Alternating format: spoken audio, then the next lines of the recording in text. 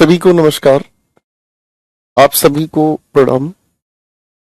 कैसे हैं मेरे वीर पुरुष?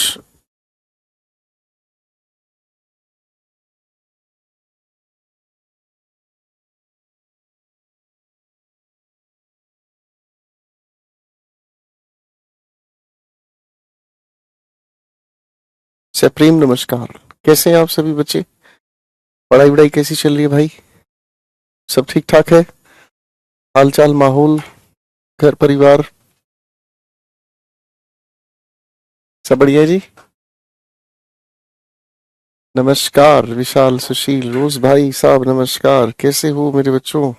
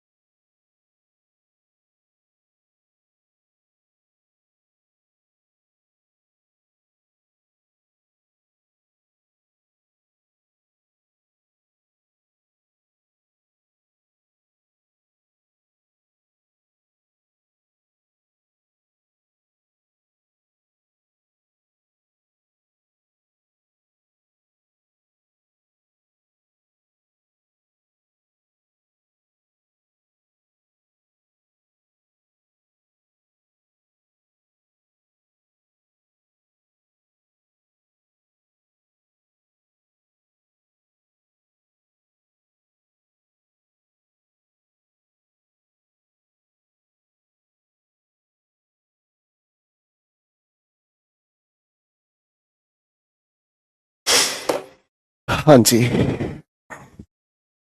नमस्कार। तो आप इंडोनेशिया जा रहे हैं न्यू ईयर पर सेलिब्रेट? मैं तो नहीं जा रहा भाई कहीं पर भी। मैं तो कहीं नहीं जा रहा हूँ इंडोनेशिया वगैरह। मैं आज शाम को तो बस माता वैष्णो देवी के लिए जा रहा हूँ बस, और तो मैं कहीं नहीं जा रहा। हमें कहाँ जाना है? हमें तो बस यहीं जाना होता है पूजा पाठ करने, और तो मैं कहीं नहीं जाता हूँ भाई कहीं। प्रणाम स्वीकार करें सभी के सभी छात्र वर्ष।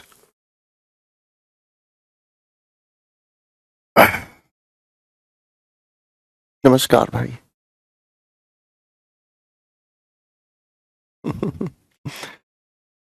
आपका आपको भी प्यार करने वाला आ रहा है जल्दी आपके जीवन में। गगन सर जा रहे हैं इंडोनेशिया। देखो वो तो बहुत अच्छे इंसान है, वो बहुत अच्छे इंसान।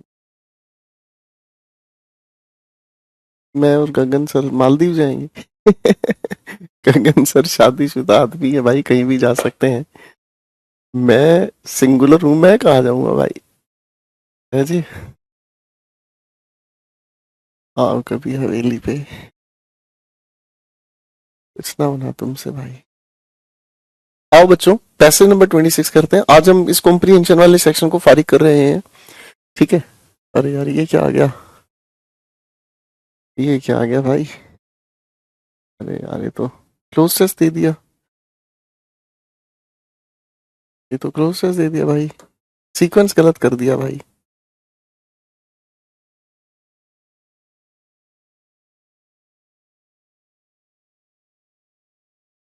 हम्म, आज कॉम्प्रिहेंशन वाले सेक्शन में जितना हम डिस्कस कर पाएंगे हम इस चीज को फारिग कर देंगे, ठीक है ना जी? ठीक है, जितना हम इसे फारिग कर सकेंगे उतना हम फारिग कर देंगे, और फिर आप लोग जो है अपनी मेहनत करेंगे, ठीक है ना? फिर हम लोग नए एस्पेक्ट्स को डिस्कस करते हैं। चलिए पैसेज एक बार फटाफट से पढ़ें और मुझे यस नो ओके कर दीजिएगा please. Ladies and gentleman, this is your passage number 41। Random ही उठा रहा हूँ मैं पैसेजेस को लेकर, कोई घबराहट नहीं होनी चाहिए। Good morning my dear students. Narration का क्वेश्चन क्या है आप भेज दीजिए, मैं देख लेता हूँ मेरे भाई।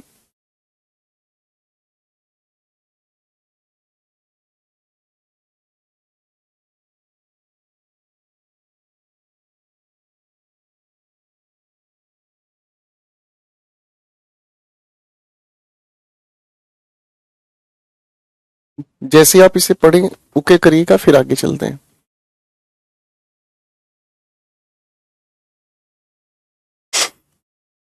नहीं नहीं,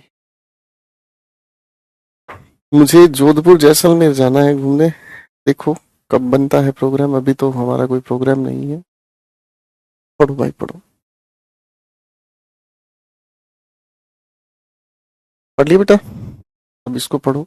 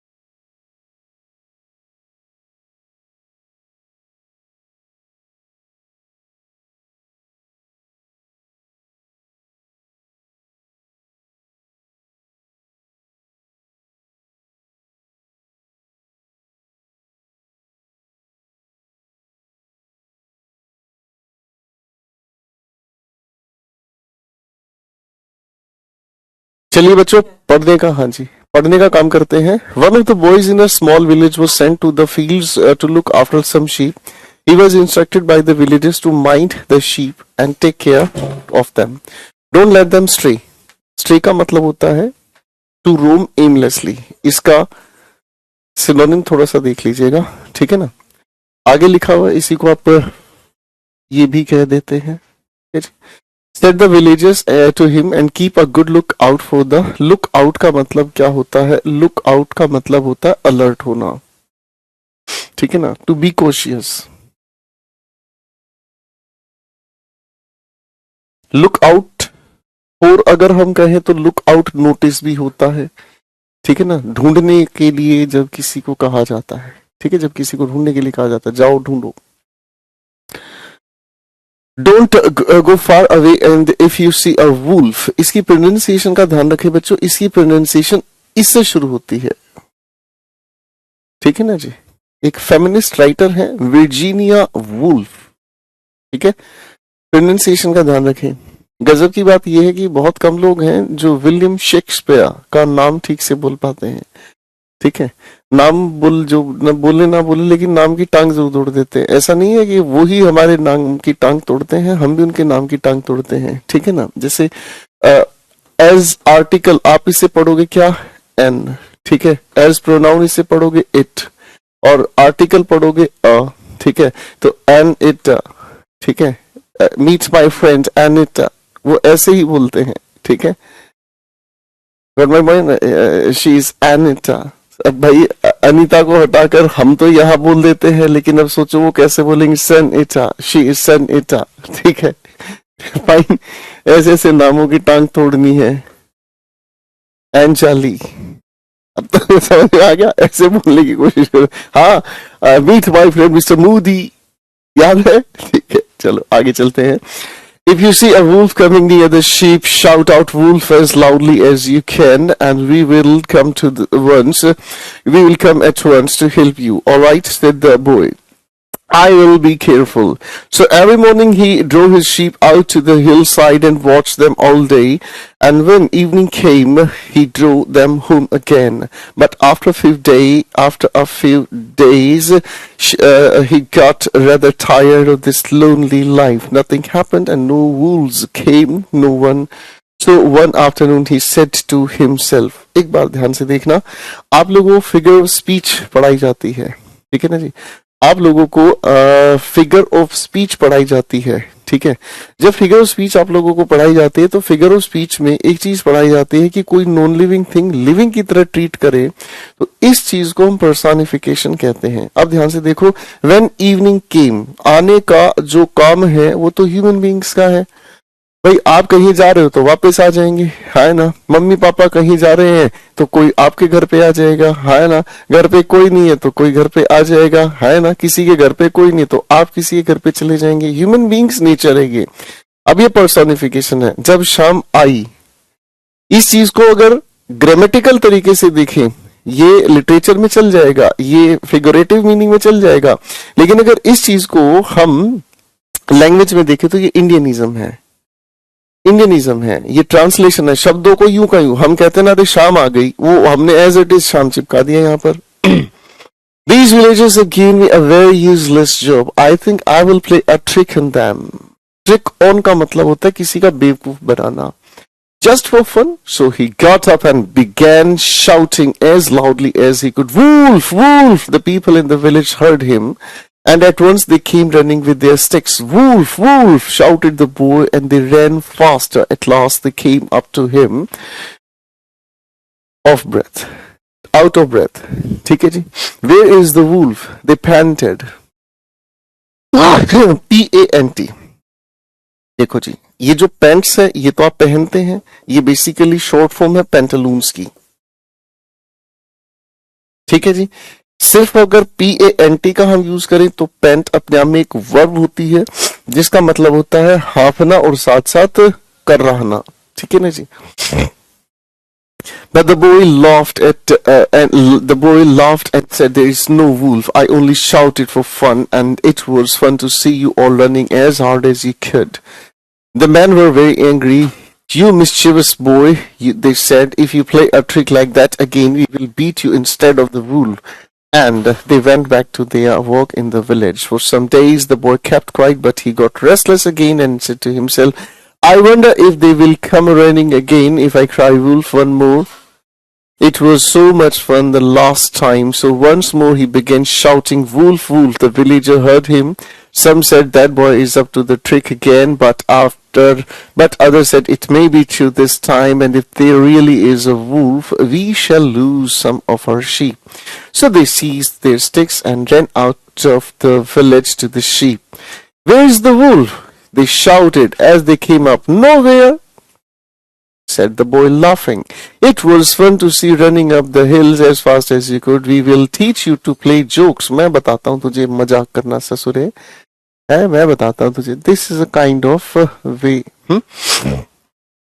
"We will teach you to play jokes," shouted the angry man, and they seized the boy and gave him a good beating. दबा के ठोका भाई उसको, left him crying instead of laughing. A few days later a wolf really did came. When the boy saw it, he was very frightened and began shouting, "Wolf, wolf!" The villagers heard him, but they said, "We won't make a fool of ourselves for a third time. You can't believe a boy after you have caught him lying twice." So no one went to help him, and the wolf killed several sheep and frightened the boy nearly out of his wits. Out of his wits, ये अपना में एक phrase है जब किसी इंसान की बुद्धि क्षमता खो जाती है, कि इंसान सोच नहीं पाता क्या करें, but he learns his lesson, ठीक है जी। अब इसी बातचीत को अपने ऊपर भी हम अप्लाई करते हैं। जैसे कोई भी लाइव क्लास जब चल रही होती है तो बहुत सारे बच्चे फर्जी कमेंट करते हैं, सर क्लास लाइव चल रही है, सर ये कब पढ़ाओगे, वो कब पढ़ाओगे। इसी तरह से स्टूडेंट का भी एक राइट होता है कि वो अपनी बात को कमेंट्स में रख सके। अगर वो अपने कमेंट्स को बार बार लिखने की कोशिश करता है तो टीचर भी इसी तरह इरिटेट होता है जैसे वो गांव वाले। फिर उन गांव वालों ने उस लड़के के साथ क्या किया, है कि नहीं, फील बदल जाता है। अब आपकी वर्थ है, मेंटेन करें। What was the task given to the boy in the village? कोई बड़ा मुश्किल काम नहीं था. The boy was asked to mind the sheep, instructed to play prank, count the sheep in the hillside, instructed to capture the wolf, feed the sheep on the wolf. Correct answer. बाकी सब बकवास है. ठीक है. Question number 2. Why did the boy yell out? Yell out means cried out wolf the first time. Practicing in case, wanted to scare, wanted to play trick on, he thought he saw a wolf, he wanted to call out to the wolf. वो सच में ही wolf को बुलाना चाह रहा था क्या? नहीं. Basically तो बिल्कुल हल्का ही क्वेश्चन दे रखा है. हाँ, ये क्वेश्चन का एक्सपेरिमेंट पेपर में आपको देखने को मिलता है. क्वेश्चन में क्वेश्चन फंसाना. ठीक है जी. जो सीसेट के क्वेश्चंस होते हैं ना, यूपीएससी प्रीलिम्स के, उनमें ये तरीके से फंसाया जाता है. आपको 4 चॉइसेस, 3 चॉइसेस दे दी जाएंगी. उनमें से करेक्ट इनकरेक्ट इस तरीके से रीजन आपसे पूछा जाता है. Pay attention. Why did the villagers beat the boy? The boy refused to look after the sheep. यानी कि ये ऑप्शन पूरी तरह से गलत है. अब जिस ऑप्शन में नंबर 1 देखने को मिला वो बाहर हो गया. खत्म. The boy made them run up the hill for fun. He let the wolf eat some of the sheep. जिस अंदर तीसरा पॉइंट है वो पूरी तरह गलत है. ये तीसरा पॉइंट बाहर हो गया, ये तीसरा पॉइंट बाहर हो गया. पहुंच गए सही आंसर पर. ये एक्सपेरिमेंटल क्वेश्चंस होते हैं बेटा. ठीक है ना. इनके अंदर आपको रीजनिंग के साथ आंसर बनाना होता है. बात वही है, पूछने का तरीका खूबसूरत हो जाता है. ठीक है बेटा. Why did the villagers ignore the boy's shouts the third time? They were tired of playing games with the boy. Game तो खेल ही नहीं रहे थे. They could not understand what the boy was saying. आवाज तो समझ आ रही थी. The boy had lied to them twice earlier. They were tired of running after the boy. None of these. What could be an appropriate moral of the story? Never tell lies, never play with animals, never shout help, jokes do no harm, never chase wolves. सब कुछ खत्म, एक तरफ झूठ बोलना पाप है. ठीक है जी. चलिए. These are the answers. Look at the passage number 43. Read the passage carefully, ladies and ladies.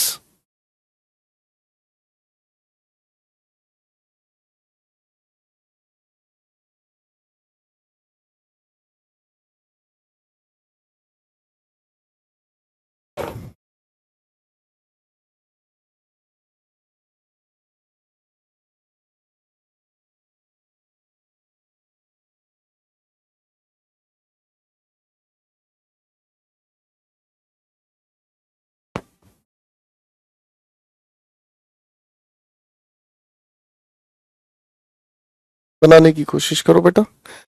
फटाफट से इनके आंसर्स बनाओ. चलो.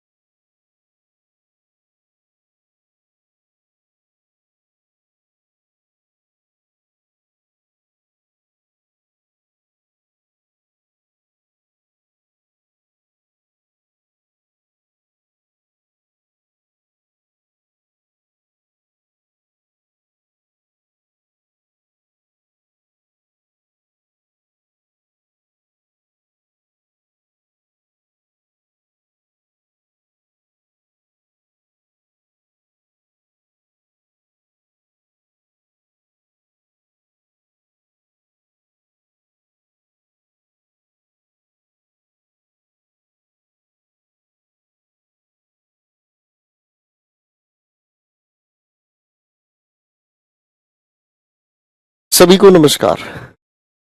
मैं पढ़ता हूं बेटा। The yearly festival was close eight and. Close eight hand का मतलब है नजदीक।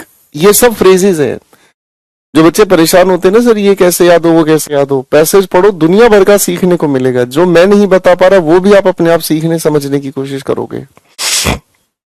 The yearly festival was close at hand. The storeroom was packed with silk fabrics, gold ornaments, clay bowls full of sweet curd, and platefuls of sweet meats. Okay. The orders had been placed with the shops well in advance. The mother was sending out gifts to everyone. The eldest son, a government servant, lived with his wife and children in far off lands.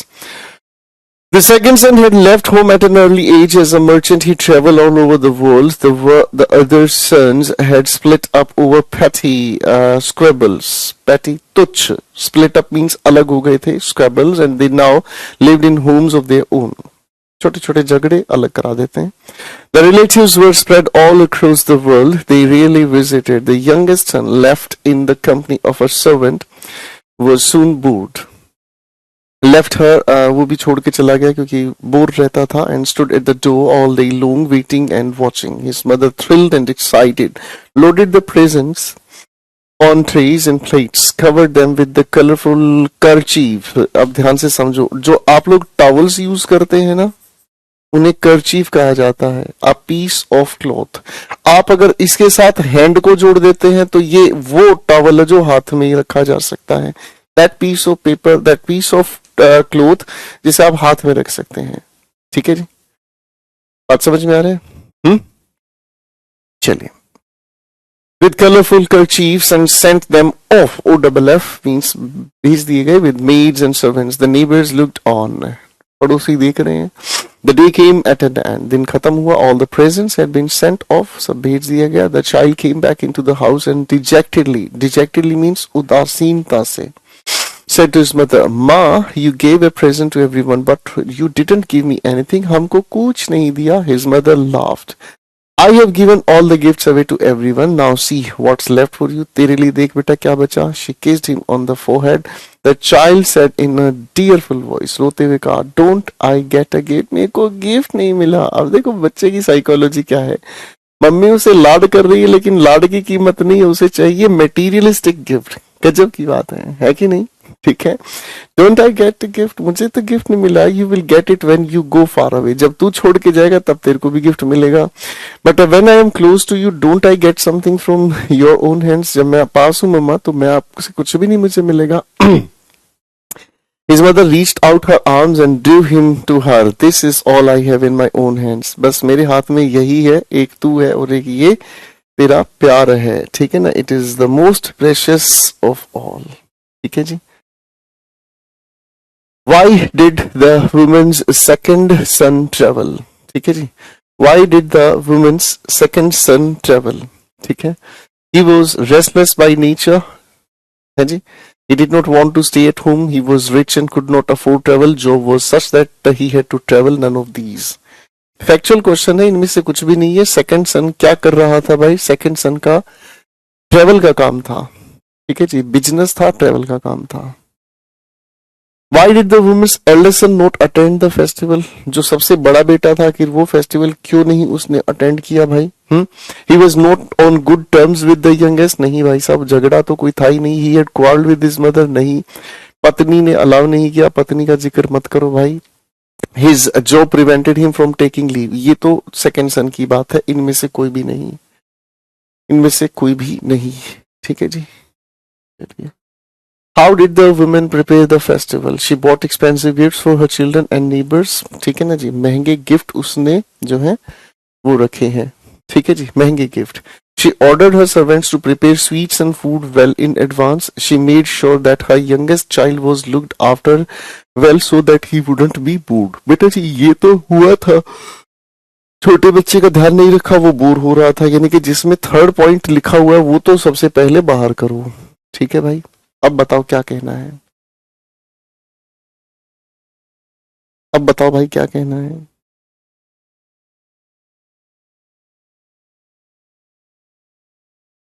अरे बताओ भाई क्या कहना है. कुछ बता ही नहीं रहे हो भाई. She ordered her servants to prepare sweets. कोई ऑर्डर नहीं दिया, ना कोई स्वीट्स तैयार की गई, ना फूड तैयार किया गया इन एडवांस. जिसमें टू है वो भी बाहर करो. हटाओ भाई. अब ए या बी में से एक बताओ. हैं जी. अगर हम इसकी बात कर रहे हैं, first she bought expensive gifts for her children. बताना भाई कहाँ खरीदे हैं भाई एक्सपेंसिव गिफ्ट्स, बताओ. इसमें एक्सपेंसिव गिफ्ट्स का जिक्र लिखा है. हम्म.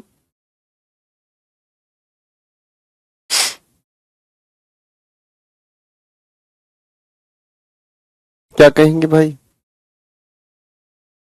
हैं जी. She bought expensive gifts for her children and neighbours. Neighbour का जिक्र कहाँ आ गया. नेबर का तो कोई जिक्र नहीं. नेबर के लिए तो कुछ लिया ही नहीं उसने, तो ये भी अपने आप में गलत हो गया.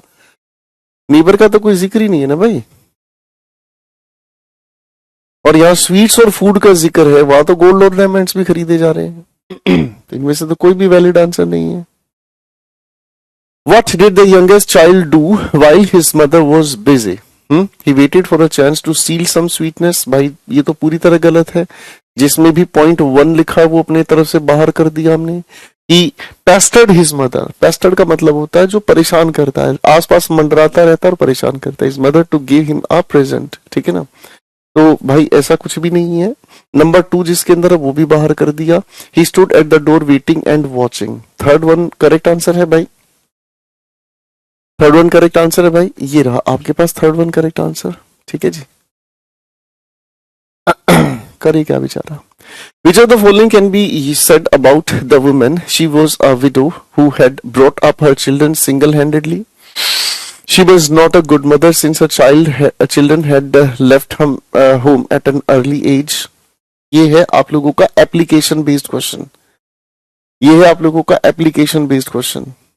मतलब आपको गिवन पैसेज की इंफॉर्मेशन को अप्लाई करके देखना है कि कौन सी एप्लीकेशन ज्यादा सटीक है. पहली बात तो विडो का जिक्र हमारे पैसेज में सामने आया नहीं. ठीक है ना जी. दूसरी बात आती है हमारे सामने, she was not a good mother. कहीं जस्टिफिकेशन इस बात का है नहीं. भाई बच्चों ने घर छोड़ा, उनके पास अपना वैलिड रीजन था. ये आज भी उनके लिए गिफ्ट्स वगैरह सामान वगैरह दे रही है किसी भी फेस्टिवल के नाम का. तो she is playing her own role. She enjoyed sending her family gifts at festival time. ये हो सकता है. She gave expensive presents to show that she was wealthy. कतई नहीं भाई. ये आप लोगों की लाइफ में नहीं होता. जैसे आप कई बार नहीं होते कि आप किसी इंसान के लिए कुछ कर रहे हैं. ठीक है ना जी. आप किसी इंसान के अगर हम कुछ कर रहे हैं तो सामने वाला ना उसके अर्थ नहीं अनर्थ निकालता है. अच्छा ये ऐसे कर रहा हो, ओहो इसका मतलब, अरे नहीं नहीं नहीं इसका मतलब, ये होता है ना कुछ गांव देहात का हिसाब किताब होता है, या पता नहीं शहरों में भी ऐसे ही होता है. तो होता है आप किसी के लिए कुछ भी करें ना तो उसके मीनिंग निकालने शुरू करते हैं. इसे हम स्केप्टिज्म कहते हैं. ठीक है ना. आगे देखते हैं. She rarely visited her grand children because they all lived abroad. Abroad कोई नहीं रहता था भाई, तो यही करेक्ट आंसर बनता है. ठीक है ना जी. ओके जी. These are your answers. Passage number 42 पर आ जाओ भाई. शुरू करो पैसेज नंबर 42.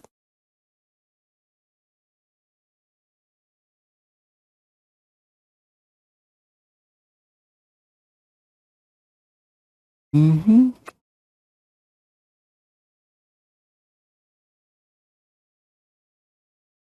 बनाओ बेटा आंसर बनाओ फटाफट से.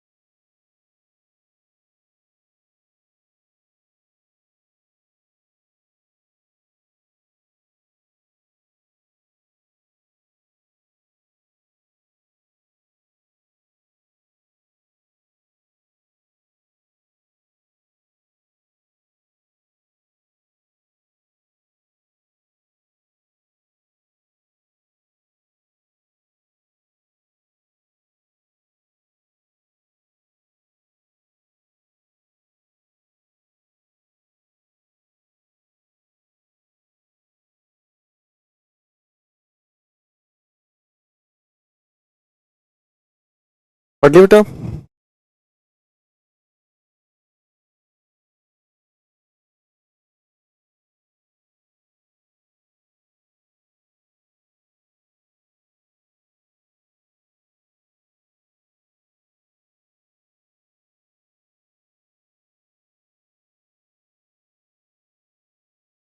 Thank you everyone.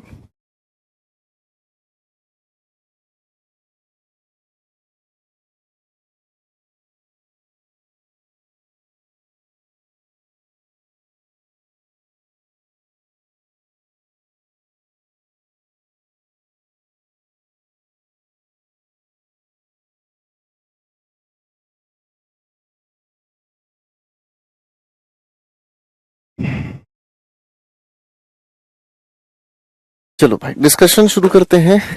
Let's talk about this passage.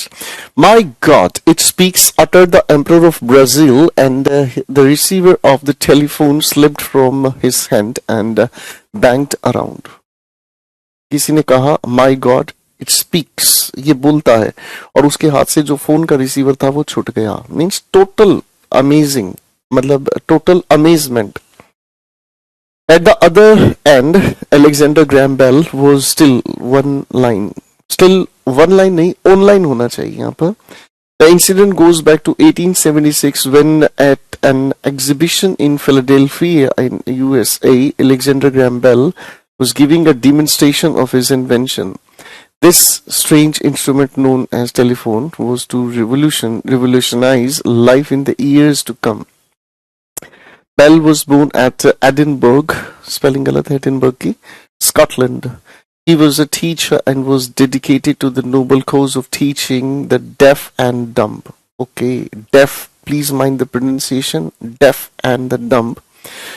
Due to reserve illness, Bell was sent to Canada in 1870, where too he got engaged in helping the dumb and deaf to hear and speak. Thereafter, he shifted to the USA, but continued his work by opening a school for the deaf and dumb. Bell was fond of scientific inventions and was ever engaged in making some machines in his spare time. While at Boston, he tried to communicate through metal wire.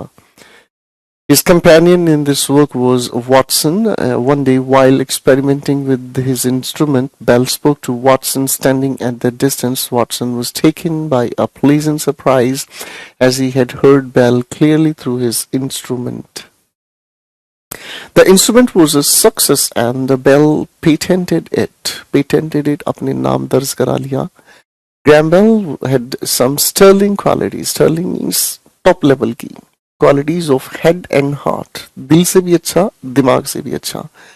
जिंदगी में अगर successful होना है, ठीक है ना जी? कहाँ गया? ये रहा ना।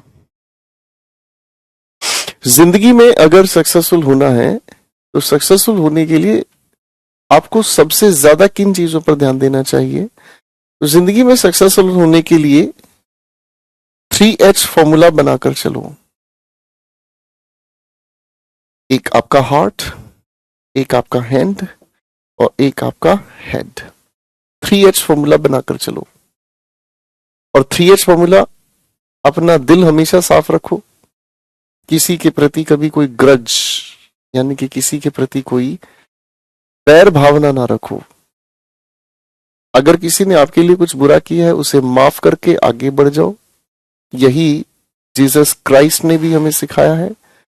बाइबलिकल मैसेज है, फॉरगिव एंड फॉरगेट। आपको शायद याद होगा जब जीसस क्राइस्ट को क्रूसीफाई किया जा रहा था उस समय भी उनके मुंह से यही शब्द निकले थे, O father forgive them for they do not know what they do. उन्होंने तब भी यही कहा था कि इन्हें माफ करना, जो लोग मुझे इस क्रूसीफाई कर रहे हैं इस समय, इन्हें माफ करना, इन्हें ये नहीं पता ये क्या कर रहे हैं। तो ये पूरे बाइबल ने सबसे बड़ा संदेश दिया इस मानव समाज को कि जो इंसान आपके लिए आपको फांसी टंगा रहा है, आप उनके लिए भी अच्छा सोचते हैं। Keep your heart clear. Hand, आपके कर्म बड़े अच्छे होने चाहिए। आप जो भी काम कर रहे हैं आपके कर्म बड़े अच्छे होने चाहिए। हमेशा अपने कर्म जो भी आप काम कर रहे हो उसको लेकर हमेशा ये सोचना कि मेरे इस काम से किसी का नुकसान तो नहीं होगा, मेरे इस काम से किसी की अच्छाई या किसी के लिए अच्छा भविष्य ही तैयार हो। और तीसरी चीज है हेड।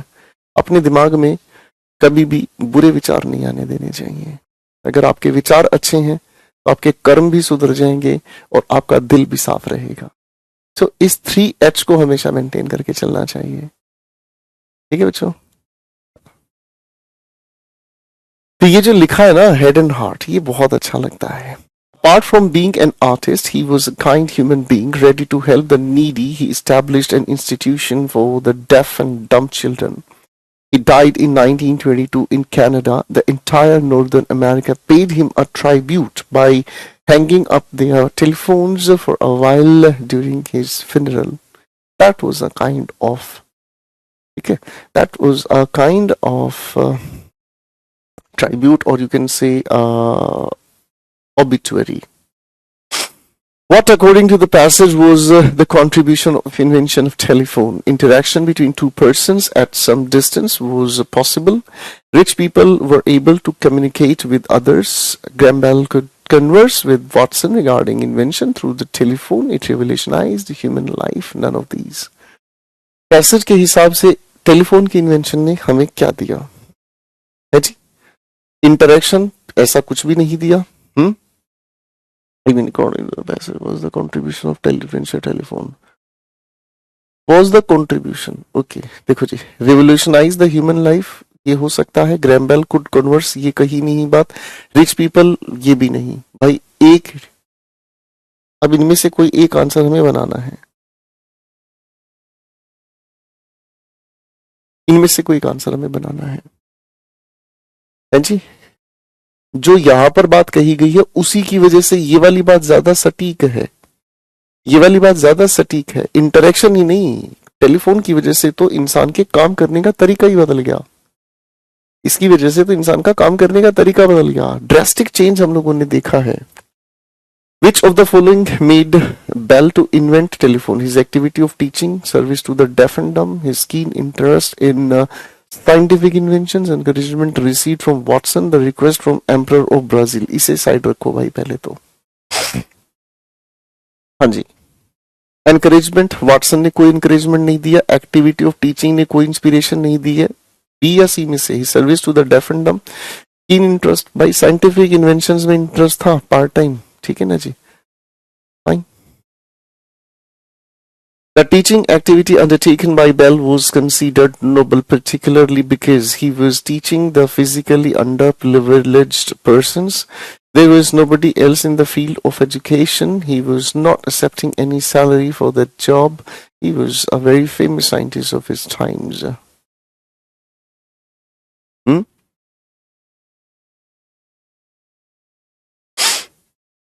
कौन सा आपकी तरफ से आंसर सबसे बेहतर हो सकता है? भाई बार बार डेफ एंड डम कहा जा रहा है पैसेज में, तो सीधी सीधी बात क्यों नहीं पकड़ रहे हो भाई? Graham Bell made the telephone call of his invention to the emperor from the city of Edinburgh, Philadelphia, Brazil, Boston. कौन सा? देखो ये तो फैक्चुअल क्वेश्चन हो गया भाई, ये तो फैक्चुअल क्वेश्चन हो गया भाई, बिल्कुल सीधा सीधा आंसर है।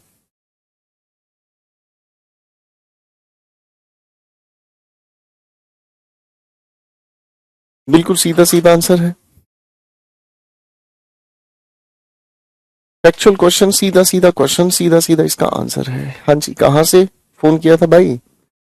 Philadelphia, USA. ठीक है जी। Next question, dear everyone. The words uttered by the Emperor of Brazil suggested that he was extremely angry, insulted, surprised, agitated, sad. भाई साहब हाथ से फोन छूट गया था। Surprised, agitated का मतलब होता है एंजाइटी में चले जाना। पैसेज नंबर 44 पर आ जाइए दोस्तों।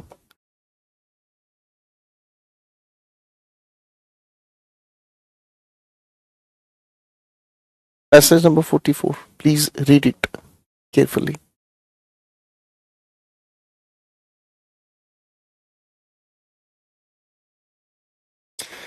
रहे ना रहे हम महका करेंगे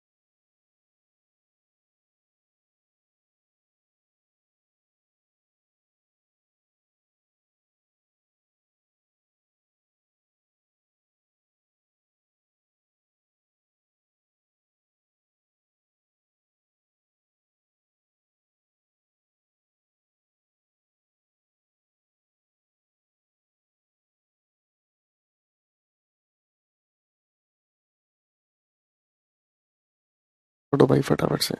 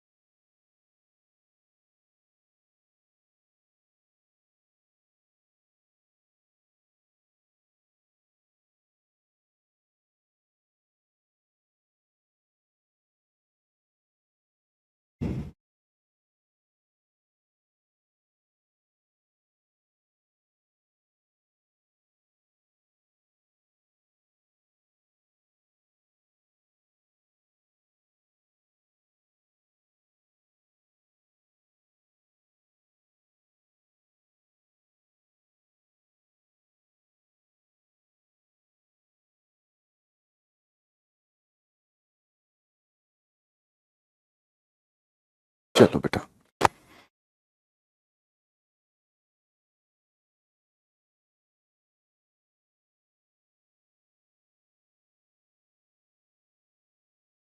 चलिए दोस्तों, मैं आप लोगों के लिए इस पैसेज को पढ़ना शुरू करूंगा. So need to have patience and let us have the level of understanding. The government's recent doubling of duties on imports of beauty aids, watches, toys, furniture, footwear, and surprisingly kites and candles shows India's lack of competitiveness even in these entry-level labor-intensive industries.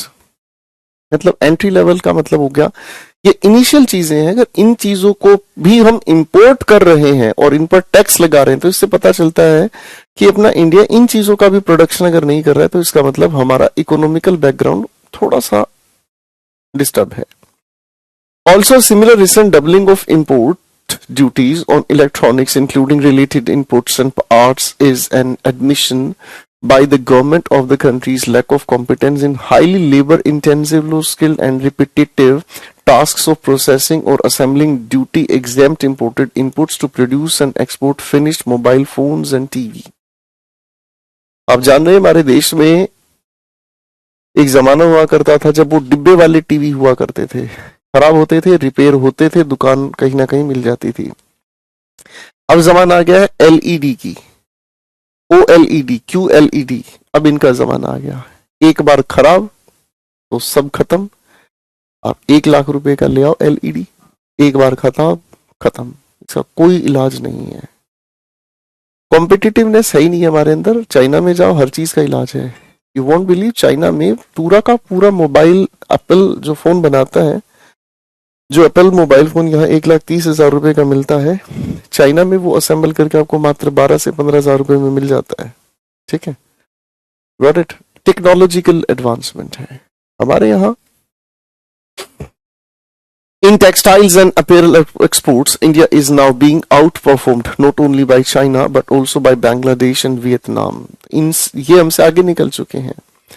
To anyone who is aware of the panoply, देखो कितना प्यारा शब्द है. ठीक है जी, PAN का मतलब होता है all, और जो ये ओपली है ना, ठीक है ना, इसका मतलब होता है क्या कहते हैं, वर्चस्व, control.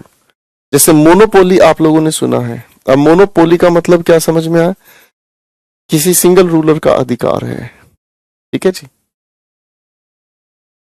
Of India's restrictive labor regulations, about 200 labor laws with over a fourth being central acts.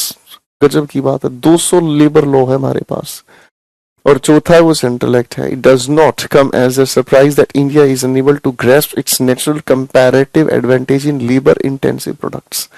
ये लेबर बेस्ड जो प्रोडक्ट्स है ना, इन पर हम महारत हासिल नहीं कर पा रहे हैं. The Industrial Dispute Act (IDA) requires firms with 100 or more workers to seek government permissions to retrench. Retrench का मतलब क्या होता है? Retrench से बना retrenchment.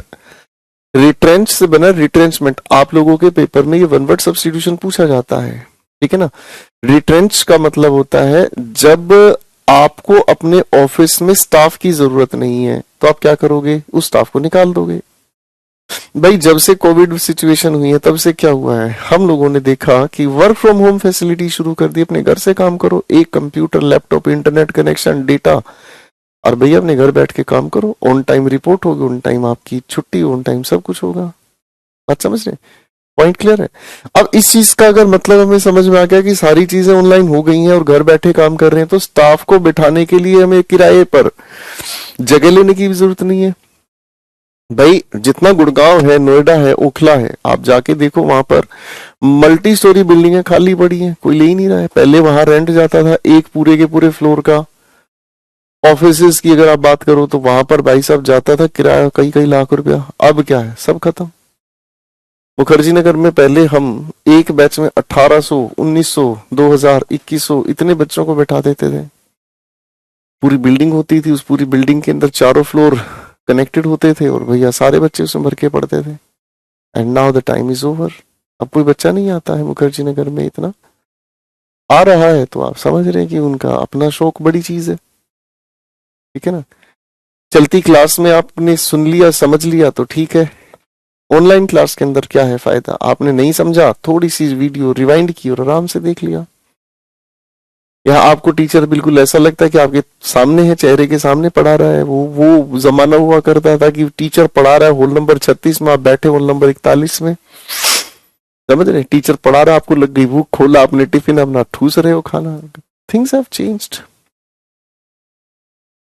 The Industrial Disputes Act requires firms with 100 or more workers to seek government permission to retrench or lay off any worker. निकालने की जो पॉलिसी है, this permission is rarely granted. The Industrial Employment Standing Orders Act 1946 requires employers in firms with 100 or more workers, 50 or more in certain states, to seek permission even for reassigning a worker from one task to another. किसी इंसान को एक से दूसरा काम देना ये भी चैलेंजिंग है. And then the Trade Unions Act allows any seven employees to form a union. 7 employees हैं वो union बना सकते हैं.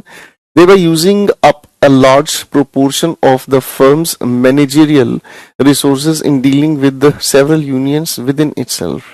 Through this regulation, unions have the right to strike. ये जो यूनियन कंपनीज में बनती है उनकी बात की जा रही है, उनका स्ट्राइक करने का अधिकार है. And represent workers in legal disputes with employers. Last but not the least, the contract labour regulation and abolition. ठीक है, किस तरीके से लगाया जाए, किस तरह से हटाया जाए कॉन्ट्रैक्ट लेबर. जैसे अब कोई भी बिल्डिंग बनती है, ठीक है ना, कोई भी बिल्डिंग बनती है तो बिल्डिंग जब बनती है तो बिल्डिंग में कॉन्ट्रैक्ट लेबर रखी जाते हैं कि जब तक ये प्रोजेक्ट कंप्लीट नहीं होता आप अपने गांव से यहाँ पर आकर रहेंगे, आपको रहने की जगह दी जाएगी, हाइजीनिक कंडीशन दी जाएगी ताकि आप काम कर सकें. Act 1970 restricts and even prohibits the use of contract workers for certain tasks.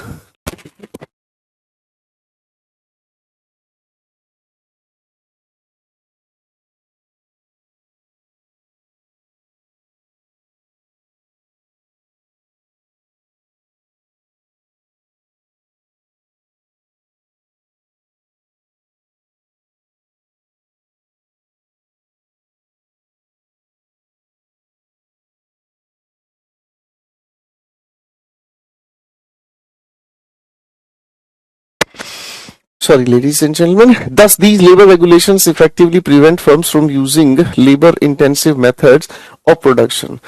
ठीक है जी. ऑल्सो लेबर इंटेंसिव का मतलब जिसमें ज्यादा लेबर लगे, मैन पावर ज्यादा लगे. Also since these laws hold above certain threshold दहलीज को बोलते हैं, ठीक है ना जी. Employment levels, firms often have an incentive to remain small and informal. That's it. सारा पैसेज फैक्चुअल है, ठीक है जी. और ऐसे पैसेज टोटल अटेंशन आप लोगों की चाहते हैं, ठीक है जी. ऐसे जो पैसेजेस हैं वो आपकी टोटल मतलब अटेंशन चाहते हैं, उसके बाद ही हो पाएंगे. अब क्वेश्चन है, which of the following is are true with respect to the trade unions act mentioned in the passage. As per this law, unions have the right to represent workers in legal disputes with employees. There is restriction on the use of contract laborers for certain tasks. A minimum of 5 workers are needed to form a trade union. 5 नहीं 7 की बात कही गई थी, है ना भाई. 5 नहीं 7 की बात कही गई थी. 5 की बात नहीं 7 की बात कही थी, यानी कि जिसमें थर्ड पॉइंट है पहले तो उसे हटा दो, ठीक है. There is a restriction of on use of contract workers for certain tasks. ऐसी रिस्ट्रिक्शन का तो कोई जिक्र हुआ नहीं है, ठीक है भाई, तो रिस्ट्रिक्शन का कोई जिक्र नहीं है तो ये भी बाहर हो। लीगल डिस्प्यूट के लिए बोला ही गया है तो फर्स्ट आंसर ही करेक्ट होगा। लीगल डिस्प्यूट के लिए बिल्कुल सीधा गया, लीगल डिस्प्यूट के लिए जाओ भाई कोर्ट में, लेबर कोर्ट खुली हुई है भाई, ठीक है भाई। Which of the following is are true about India's labor laws mentioned in the passage? They are applicable below a certain threshold level. Most of them are central acts. They create conditions that prevent firms from using labor-intensive methods of production. ये तो अपने आप में सही है, ये तो अपने आप में सही है, यानी कि जिसमें थर्ड ओपिनियन है उसको आप कंसीडर जरूर करें, ठीक है जी, जिसमें आपका थर्ड ओपिनियन है उसे आप जरूर कंसीडर करें, ठीक है भाई, बात समझ रहे हैं? यानी कि आपकी तरफ से यहां पर ये भी गया और ये भी गया। अब देखते हैं पहला point, they are applicable below और सर्टेन थ्रेशोल्ड, ये बिलो थ्रेशोल्ड दहलीज मैंने बोला भी था, आपने शायद सुना भी होगा। तो फर्स्ट पॉइंट जिसमें है उसको भी आप कंसीडर करें, भाई यहां नहीं है, यहां नहीं है, तो एक जगह ही बच गया, यही करेक्ट आंसर हुआ। हुआ तो है रिस्ट्रिक्शन, मैं समझ नहीं पाया आप क्या कह रहे हैं जी।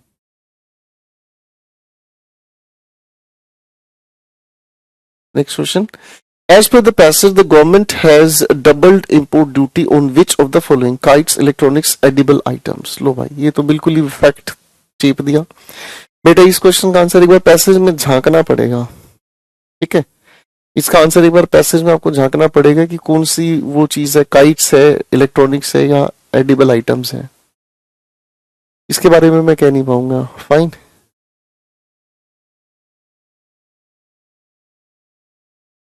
as per the author, what could be some reasons for imposition of import duties on some products? Lack of competitiveness, infrastructure, restrictive government regulations।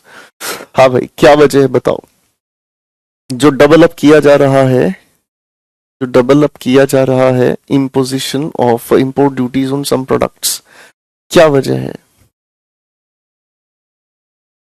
Ji? Government की रेगुलेशंस रिस्ट्रिक्टिव तो है लेकिन फिर भी काम करने की तो इजाजत देती हैं, तो भाई जिसमें थर्ड है पहले उसे हटा दिया हमने। लैक ऑफ इंफ्रास्ट्रक्चर, इंफ्रास्ट्रक्चर तो है हमारे पास, तो यानी कि सेकंड भी हटा दिया हमने। Lack of competitiveness. Question number 5 का आंसर दें।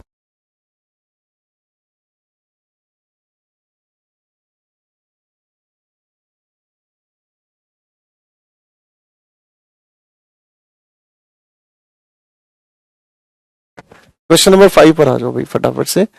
As per the passage what can be inferred, आखिर क्या मीनिंग समझा जा सकता है from India not being able to grasp its natural comparative advantage in labour intensive products.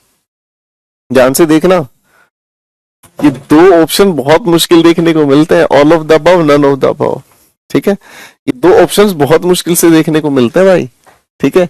Indian producers find it cost effective to use intensive capital intensive production techniques. Indian producers find it cost effective to use labor intensive production techniques.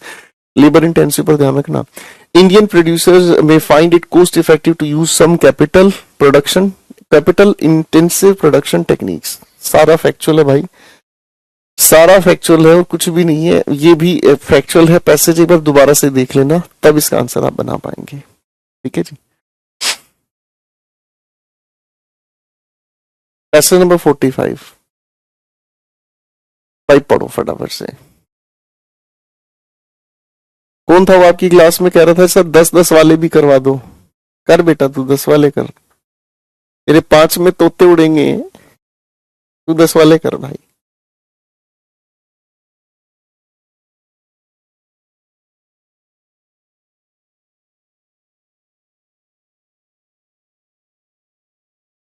तेरे 10 वाले में तोते नहीं उड़ा दी तो कहिए हमको। 5 हो जाए वही तेरे से बहुत बड़ी बात है भाई। कौन था वो al Qaeda?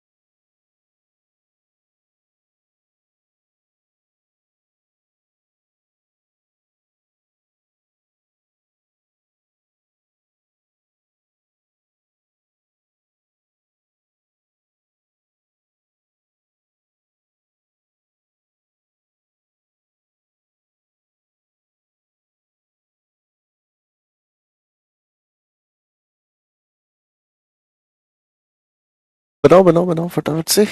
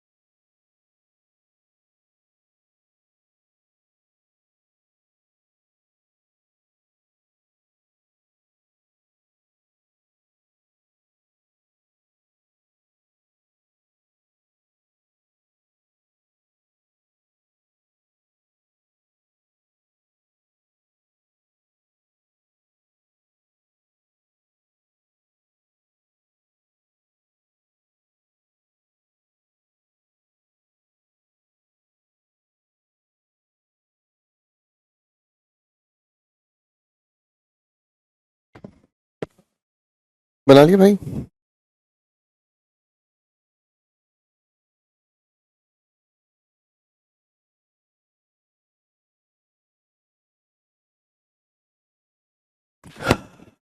Let's talk about this passage now.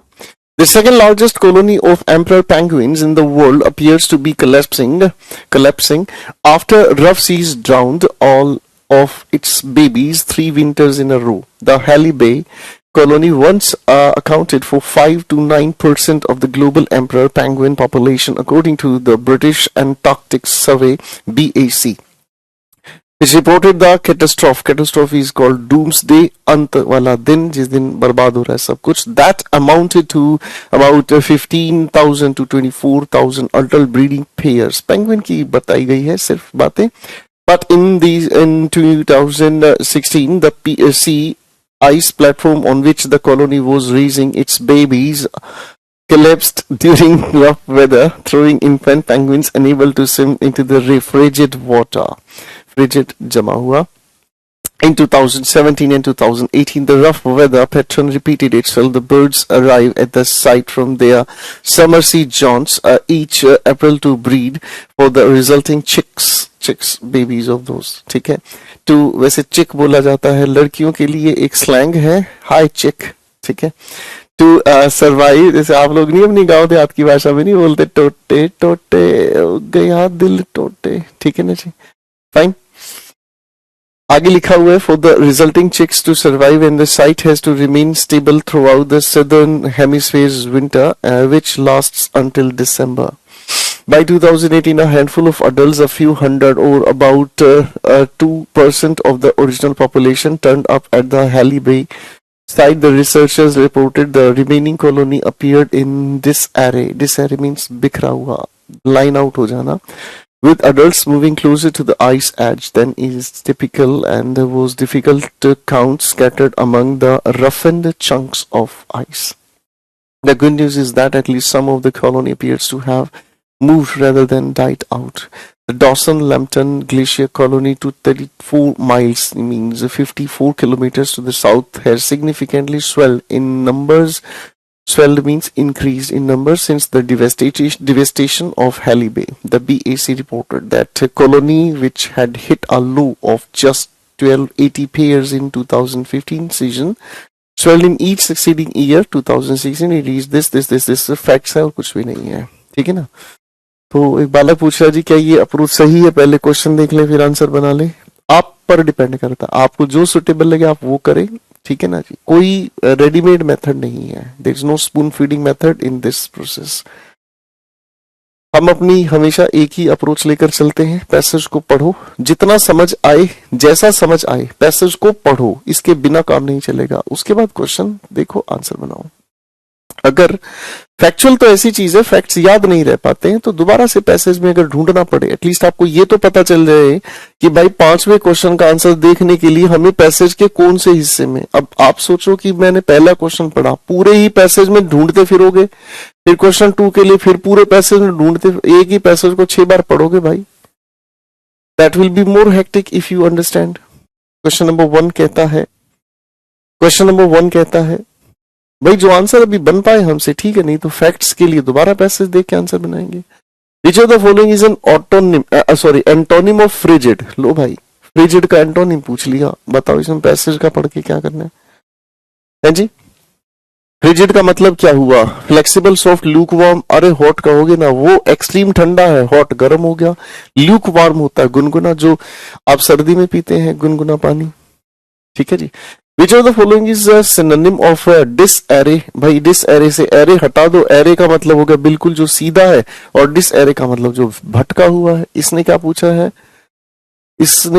है? सिनोनिम पूछा डिसएरे का। हॉचपॉच, सेटल, इंटीग्रेशन, ये सब हटाओ, हॉचपॉच कर दो, ठीक है जी। कहते हैं ना डिसएरे का हिंदी का अर्थ होता है पथ भ्रष्ट, यानी कि जो अपने रास्ते से भ्रष्ट हो चुका है। Halley Bay Colony and Dawson-Lambton Glacier Colony are related to which of the following? किससे रिलेटेड है भाई ये? Mark your answers. Giant panda, seal, Eskimo, both A and B, सब हटाओ भाई साहब। पेंगुइन की बात चल रही है, बताओ। पैसेज ने सिर में दर्द कर दिया था भाई साहब, क्वेश्चन ऐसे दे रहा है बालकों वाले। ये उन्हीं के लिए है वैसे, जो बच्चे ना पैसेज की शक्ल देख के डर जाते हैं ना, जो बच्चे पैसेज की शक्ल देख के नहीं डर जाते, हाँ ऐसा कौन करेगा, अरे भैया तू ही करेगा और कौन करेगा। Where do emperor penguin breed? आलो क्वेश्चन पूछा है नंबर 3 पे, 4th में उसी का फिर क्वेश्चन बना दिया, आंसर का question. Ice caves, glacier, snow, sea, ice platform, none of this. अबे ये तो आंसर बता दो, ये तो चिंटू से सवाल है। अरे ये खाली जो ए बी लिख रहे ना, इनके लिए नरक में ना अलग जगह बनवाऊंगा मैं, ठीक है ना। इन्हें ना नर्क में अलग जगह मिलेगी जो ये खाली ए बी करके आंसर भेज रहे हैं। अबे ससुरो क्वेश्चन नंबर तो लिख लो, 3rd का ये है, 4th का ये है, पता ही नहीं चला तुम्हारी ए बी कहाँ जा रही है, ठीक है ना। तुम्हारे लिए नर्क में अलग जगह प्लॉट करवाएंगे तैयार, ठीक है। Where do emperor penguins breed? अरे सी आइस प्लेटफॉर्म पर ही तो, आइस केव्स में नहीं, ग्लेशियर्स में नहीं, स्नो में नहीं, नन ऑफ दीज नहीं, सी आइस प्लेटफॉर्म। आज का आखिरी सवाल बनाते हैं भाई। Which of the following is false in the context of the passage? The Dawson-Lambton Glacier colony died due to collapse of rough sea.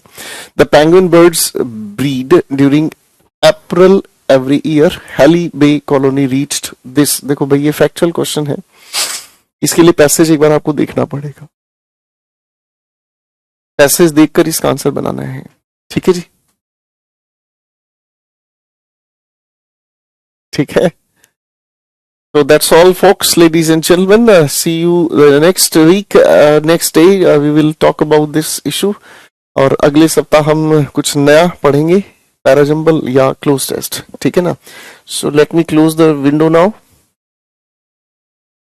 बाकी के पैसेजेस को please लपेटिएगा। So thank you very much, take care, God bless you, मस्त रहें, टनाटन रहें।